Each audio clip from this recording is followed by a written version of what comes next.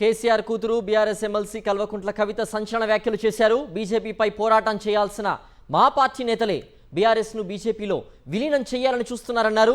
తాను జైల్లో ఉండగానే బీజేపీలో బీఆర్ఎస్ విలీన ప్రతిపాదన తీసుకువచ్చారన్నారు. బీఆర్ఎస్ విలీనానికి తాను అంగీకరించలేదని చెప్పుకొచ్చారు. బీజేపీ వాళ్ళ ఆసుపత్రి ఓపెనింగ్కు వెళ్లినోళ్లు కూడా ఇంకా పార్టీలోనే కొనసాగుతున్నా ఎందుకు పట్టించుకోవడం లేదని ప్రశ్నించారు.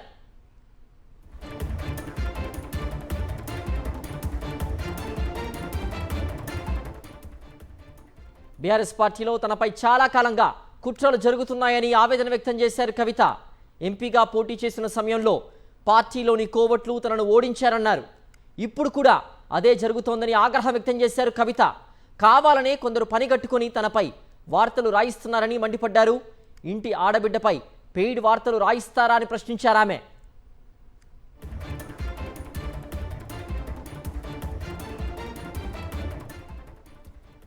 తనపై పడేడిస్తే ఏమొస్తుందని పార్టీని సరిగా నడిపించాలంటూ చురకలంటించారు కవిత. బీఆర్ఎస్ పార్టీ కోసమే కేసీఆర్కు లేఖ రాశారని మరోసారి తేల్చి చెప్పారు.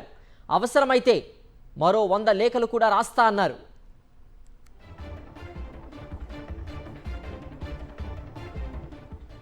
పార్టీలోని లీకు వీరుల్ని పట్టుకోమంటే కొందరు గ్రీకు వీరులు తనపై దండెత్తుతున్నారన్నారు కవిత.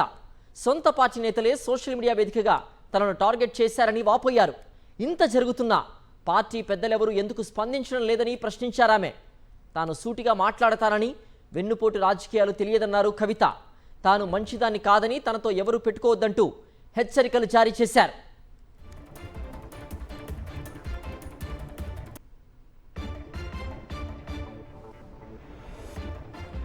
బీఆర్ఎస్లో కేసీఆర్ ఒక్కరే నాయకుడు అన్నారు కవిత. పార్టీలో ఇంకెవరి నాయకత్వం అంగీకరించబోనని చెప్పుకొచ్చారు. పార్టీ నడిపించే సత్తా లేని వాళ్ళు కూడా తనకు నీతులు చెబుతున్నారని మండిపడ్డారు కవిత. పనిలో పనిగా అన్న కేటీఆర్కు తనదైన శైలిలో చురకలంటించారు. పార్టీ వర్కింగ్ ప్రెసిడెంట్గా పనిచేయాలని కేవలం ట్వీట్లు పెడితే సరిపోదని హితవు పలికారు. అయినా సరే వర్కింగ్ ప్రెసిడెంట్ హోదాలో ఎవరున్నా గౌరవిస్తా అన్నారు కవిత.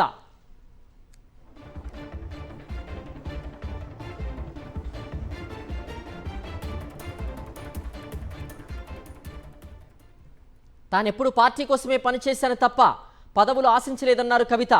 కేసీఆరే తనకు ఎమ్మెల్సీ పదవి ఇచ్చారని చెప్పారు. అరెస్ట్ సమయంలో ఎమ్మెల్సీ పదవికి రాజీనామా చేస్తా అన్న కేసీఆర్ వద్దన్నారని తెలిపారు కవిత.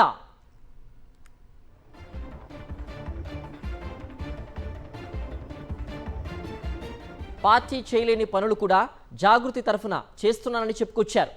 ఆందోళనలు, నిరసనలు చేయాలని పార్టీ పిలుపునిచ్చిన పార్టీ శ్రేణులు సరిగా స్పందించకపోవడం ఎవరి లోపమని ప్రశ్నించారు కవిత.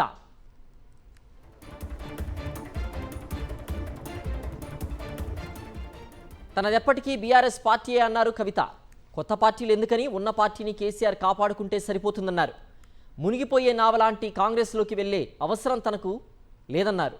కాంగ్రెస్ పార్టీతో రాయబారాలు తనకెందుకని ప్రశ్నించారు కవిత.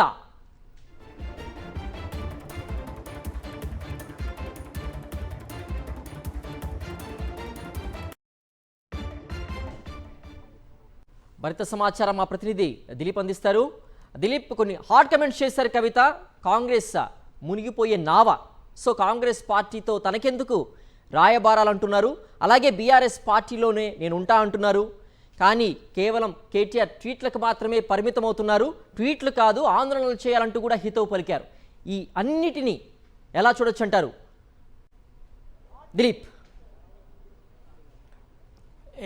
పార్టీకి సంబంధించినటువంటి ఏదైతే ప్రతిపక్ష హోదా కూడా అంటే ప్రతిపక్ష హోదాను కూడా పార్టిసిపేట్ చేయట్లేదు అనేటువంటిది కూడా కవిత ఆరోపణ చేస్తూ ఉన్నటువంటి పరిస్థితి కనిపిస్తూ ఉంది. ఎందుకంటే ఇటు ప్రభుత్వం ఏదైతే విధానపరమైన నిర్ణయాల్లో తప్పులు ఉన్నాయో, సో దానికి సంబంధించి ఎగ్జాంపుల్ హెచ్సియు భూములకు సంబంధించి, సో దీంట్లో కేవలం ట్వీట్లు మాత్రమే చేస్తారు. ఎక్కడ కూడా రోడ్లపైకి రావడం కానీ, అటు విద్యార్థులకు అంటే కేవలం విద్యార్థులు తెలంగాణ భవన్కి వస్తేనే కేటీఆర్ కలవడం కానీ, లేదంటే నేరుగా కేటీఆర్ అటు హెచ్యుకి వెళ్ళడం కానీ అక్కడ ఉన్నటువంటి విద్యార్థులను కానీ అలాగే పార్టీకి సంబంధించినటువంటి అట్లా కొన్ని ఎగ్జాంపుల్గా చేస్తూ కూడా చెప్తున్నటువంటి పరిస్థితి కనిపిస్తుంది. ఎక్కడ కూడా పార్టీకి సంబంధించినటువంటి ప్రతిపక్ష పాత్ర పోషించడంలో పూర్తిగా విఫలమవుతుంది పార్టీ అనేటువంటిది అభిప్రాయాన్ని కూడా వ్యక్తం చేస్తున్నటువంటి పరిస్థితి కనిపిస్తూ ఉంది. సో కేవలం అంటే బీఆర్ఎస్ వర్కింగ్ ప్రెసిడెంట్ గా కేటీఆర్ కు నేను ఇచ్చేటువంటి రెస్పెక్ట్ చేస్తాను తప్పితే సో కొన్ని విధానమైన నిర్ణయాల్లో మాత్రం ఖచ్చితంగా వ్యతిరేకిస్తాను అని చెప్తున్నటువంటి పరిస్థితి కనిపిస్తా ఉంది. ఒకవైపు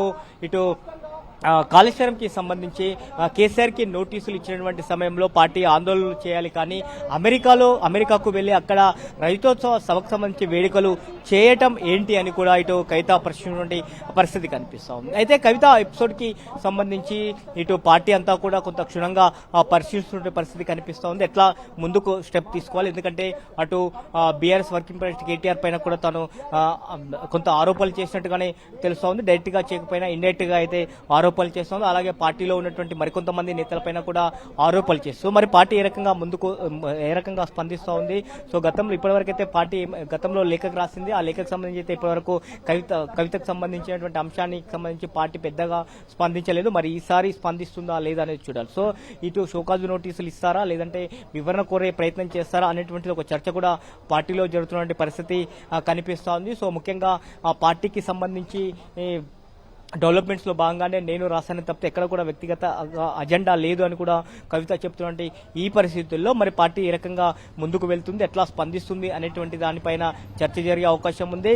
సో ఇప్పటివరకు కేసీఆర్ ని అంటే ఈ లేఖ తర్వాత కేసీఆర్ ని కవిత కూడా కలవలేదు. సో కేసీఆర్ నుంచి కవిత కూడా ఎలాంటి పిలుపు రాలేదు అనేటువంటిది వార్తలు వినిపిస్తున్నటువంటి నేపథ్యంలో సో ఈ రోజు చాలా హాట్ టాపిక్, చాలా కీలకమైనటువంటి పార్టీలో పైన కొన్ని కీలకమైనటువంటి కామెంట్లు కవిత చేసింది. సో పార్టీలో ఉన్నటువంటి టాప్ 1, టాప్ 2, టాప్ 3 ఎవరిని చెప్తారో సో వాళ్ళపైన కూడా కొన్ని కామెంట్లు చేసినటువంటి పరిస్థితి కనిపిస్తూ ఉంది. సో మరి దీంట్లో ఎట్లా ముందుకు వెళ్తారు అనేటువంటిది కూడా ఒక క్వశ్చన్ మార్క్ గా కనిపిస్తూ ఉంది. ఖచ్చితంగా ఈరోజు చేసినటువంటి కవిత కామెంట్స్ ఏవైతే ఉన్నాయో ఇవన్నీ కూడా ఇటు ప్రతిపక్ష పార్టీలకు ఒక ప్రధాన అస్త్రాలుగా మారే అవకాశం ఉన్నట్టుగా తెలుస్తూ ఉంది. దిలీప్, గతంలో కూడా నిజామాబాద్ ఎంపీగా పోటీ చేసేటువంటి సమయంలో కూడా ఆ సీట్ నుంచి కాకుండా మరో సీట్ నుంచి తనకు కేటాయించాలి అభ్యర్థిగా అంటూ కూడా కోరినట్టుగా కేసీఆర్ని కూడా రిక్వెస్ట్ చేసినట్టుగా కూడా గతంలో వార్తలు వచ్చాయి. అయినప్పటికీ కూడా బీఆర్ఎస్లోనే ఒక బలమైన వ్యక్తులు నిజామాబాద్ మాత్రమే కవితకి పరిమితం చేయడం, అక్కడి నుంచే మరి ఒకసారి ఎంపీగా పోటీ చేసే అవకాశం ఇవ్వడం, అక్కడ తన ఓడిపోవడం ద్వారా కూడా తన యొక్క ఇమేజ్ని బీఆర్ఎస్ పార్టీలో డ్యామేజ్ చేయాలనేటువంటి కుట్ర జరిగిందా అనేటువంటి అనుమానం కలగకపోదు ఇప్పుడున్న పరిస్థితులు చూస్తుంటే. దీనికి మీరు ఇచ్చేటువంటి సమాధానం ఏంటి దిలీప్? ఖచ్చితంగా కుట్ర జరిగిందని డైరెక్ట్ గానే ఇటు కవిత చెప్తున్న పరిస్థితి కనిపిస్తుంది. సో నిజామాబాద్ ఎంపీగా పోటీ చేసినటువంటి సమయంలో ఎవరైతే బీఆర్ఎస్ పార్టీ ఎమ్మెల్యేలుగా పోటీ చేశారో వాళ్ళు తన గెలుపుకి కృషి చేయలేదు, కేవలం వాళ్ళ గెలుపుకు మాత్రమే కృషి చేశారని చెప్తా ఉన్నారు. అలా కృషి అంటే కవిత గెలుపుకు కృషి చేయొద్దంటూ కూడా పార్టీలో కొంతమంది కోవట్లు సో అక్కడ ఎమ్మెల్యేలుగా పోటీ చేసినటువంటి అభ్యర్థులు కూడా తెలియజేశారు అనేటువంటిది కూడా చెప్తారు. ఈ నేపథ్యంలోనే తనపైన కూడా కొంత వ్యతిరేకంగా ప్రచారం చేశారు. అటు నియోజకవర్గం నిజామాబాద్ లోక్సభ పరిధిలోనే కాకుండా రాష్ట్ర వ్యాప్తంగా కూడా తన పైన కొన్ని తప్పుడు ఆరోపణలు చేశారు. సో ప్రధానంగా రాజకీయంగా తన ఎదుగుదలను ఓర్వలేకే ఈ రకంగా చేశారు. తాను కవిత ఎదిగితే రాజకీయాల్లో సో మరో వాళ్ళు రాజకీయంగా ఎదిగే అవకాశం ఉండదు అనేటువంటి నేపథ్యంలోనే తన ఎదుగుదలను రాజకీయంగా అడ్డుకున్నారు. సో తనను చాలా ఇబ్బందులు గురి చేస్తారు. ఒకవైపు అటు బీజేపీ పార్టీ కూడా తనను ఇబ్బందులకు గురి చేసింది. సో తన పైన కుట్రలో భాగంగానే లిక్కర్ స్కామ్ లో ఇరికించారు. సో తాను 160 రోజుల పాటు జైల్లో ఉంచారు. సో జైలు జీవితాన్ని చాలా కష్టంగా గడిపాను అని చెప్తా ఉన్నారు. అలాగే సొంత పార్టీలో కూడా తన పైన కుట్రలు జరుగుతున్నాయి. సొంత పార్టీ నేతలు కూడా తన ఎదుగుదలను ఓర్వలేకపోతున్నారు. సో ఎదుగుదలను అడ్డుకుంటున్నారు. సో అటు బీజేపీ పార్టీ ఇబ్బందులకు గురి చేస్తుంది, ఇటు తను అనుకున్నటువంటి పార్టీ కూడా ఇబ్బందులకు గురి చేస్తుంది, తన ఓటమికి కారణమైంది అనేటువంటిది కూడా చాలా ఆవేదనతో వ్యక్తం చేసినటువంటి పరిస్థితి కనిపిస్తూ ఉంది. ఇలా ఎందుకు జరుగుతుంది పార్టీలో అనేటువంటిది కూడా ఇటు కవిత క్వశ్చన్ చేస్తుంది. కేవలం తాను పార్టీలో ఉండడం ఇష్టం లేదా, లేదంటే పార్టీ ఎదుగుదలకు నేను కష్టపడడం ఇష్టం లేదా అనేటువంటిది కూడా క్వశ్చన్ చేస్తా ఉంది. ఈ రకమైనటువంటి చర్యలు మంచివి కావు అనేటువంటిది కూడా చెప్తున్నటువంటి పరిస్థితి కనిపిస్తుంది కవిత. మరి దీనిపైన ఇంకా ముందు అంటే కవితకు సంబంధించి సో కవిత కూడా ఇక పైన కామెంట్లు చేయదు, లేఖ ద్వారా తాను చెప్పాలనుకున్నది చెప్పింది కాబట్టి ఇక పైన కామెంట్లు ఉండకపోవచ్చు అని భావించారు.